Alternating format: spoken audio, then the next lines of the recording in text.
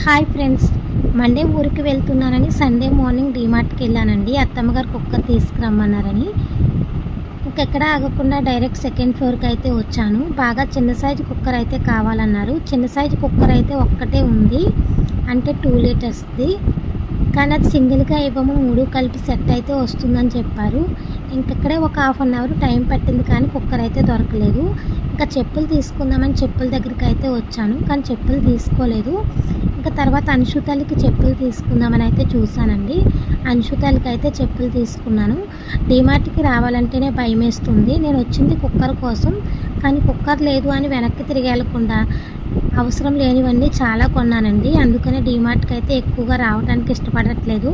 ఇంకా తర్వాత కుర్తీస్ కోసం వచ్చాను. ఇక్కడైతే 2 కుర్తీస్ అయితే తీసుకున్నాను. నెక్స్ట్ వీడియోలో ఏమేమి తీసుకున్నానది అయితే చూపిస్తాను. ఇంక ఈ వీడియో అయితే ఇంతే. Boy friend.